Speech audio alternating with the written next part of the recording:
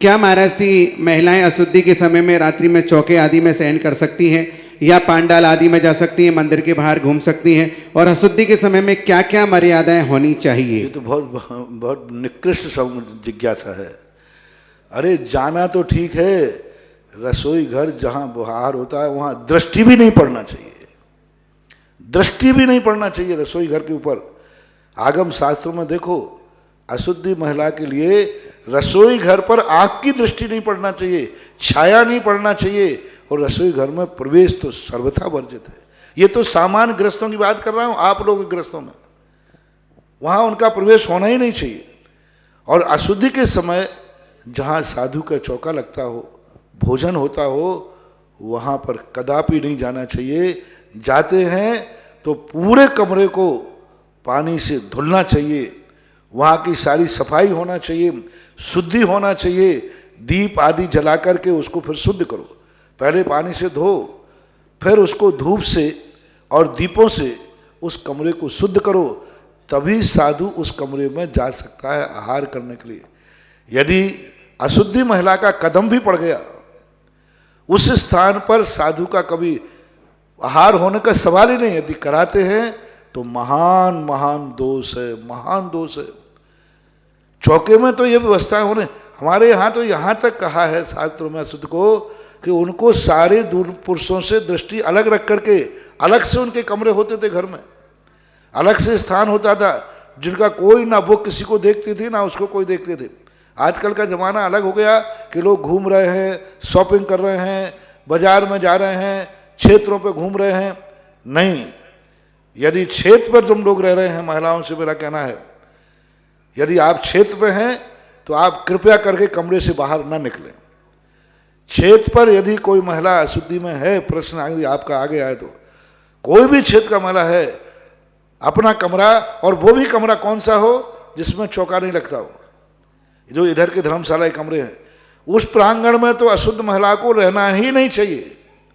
जो प्रांगण आपका है गेट के अंदर, जहाँ मान स्तंभ है, सारा मंदिर है, उस प्रांगण के अंदर अशुद्ध महिला को, अशुद्ध बच्चियों को कदम भी नहीं रखना चाहिए, बरामदे में भी नहीं। आपको रहना है, इस धर्मशाला है इसलिए, नहीं तो यहाँ लोग ले रहे हो सारे क्षेत्र को अशुद्ध और कर दें। हाँ, ये तुम्हारा घर नहीं है, एक मर्यादा है, क्षेत्र है। तो आपका ये एरिया जो धर्मशाला का है, अशुद्ध महिला इधर रहें। मंदिर प्रांगण के अंदर मैं कह रहा हूं कि कदम ही नहीं रखना, दृष्टि नहीं उठना चाहिए उस तरफ, दृष्टि भी नहीं उठना चाहिए। और जहां चौके के स्थान बन रहा है उस एरिया में तो कोई महिला बच्ची का अशुद्धि के समय नहीं जाना। जाते हैं तो आप वहां चौका न लगाएं। और बहुत बड़ा दोष कर रहे हैं, सामने मान स्तंभ है, सामने भगवान है, और ये एरिया पूरा का पूरा निजी मंदिर का है, उस एरिया में आपको जाने का सोचना ही नहीं चाहिए, विचार ही नहीं करना चाहिए। ऐसा महाराज जी, आपने कहा कि चौके को शुद्ध करना चाहिए, लेकिन चौके में जो सामग्री रखी वो भी धुलेगी, वो भी सब होगा। फिर तो पूरी वो सामग्री काम नहीं आएगी, फिर वो सामग्री तो काम आना ही नहीं। वो सामग्री फिर भोजनशाला में दे दो आपके, हाँ, आहारशाला में काम नहीं आएगी, क्योंकि आप वहाँ पर सारा सामान रखा रहता है, सब्जी रखी, दूध रखा, घी रखा, आटा रखा, सब रखा, तो फिर शुद्धि कहाँ रही? फिर बाजार का खाओ ना सीधा। चौके में बाजार का आटा क्यों नहीं ले सकते? मर्यादित ले लेना, और क्या करोगे? मर्यादित ले लेना, ताजा पिसा आ जाए, ताजे मसाले ले लो, क्यों घर में करते हो? इसीलिए कि बाजार में अशुद्धि रहती है। महिलाएं विवेक से काम करें, सभी लोग, सभी छोटी छोटी बच्चियों को भी समझाएं, नहीं समझें तो उनको क्षेत्र से अलग कर दें। और दूर से मुनियों के दर्शन, दूर से मुनियों के दर्शन नहीं, कदापि नहीं।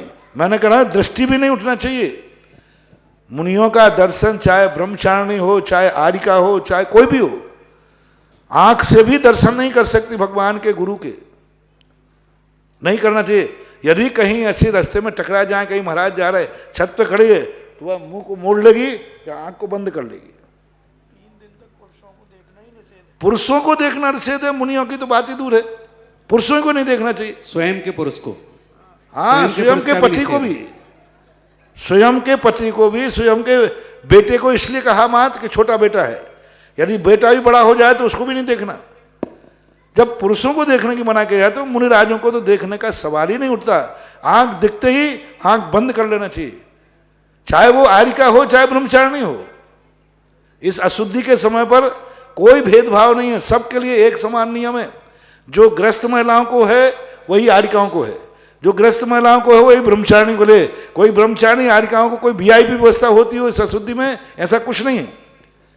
वे भी महाराज का दर्शन नहीं करती। हाँ, यदि महाराज सामने दिख जाए तो आंख बंद कर लेंगी, पीठ फेर लेंगी। अब आर्यिका तो मुनिराज की वंदना करती है, लेकिन मुनिराज उस समय यदि सामने आए, कहीं दिख गए, मान लो बिहार आदि में गए, तो नियम से वो आंख बंद करके की पीठ फेर करके कहीं दूसरे स्थान पर चली जाएगी। नहीं तो बहुत बड़ा दोष है, इस दोष के लिए बचना चाहिए।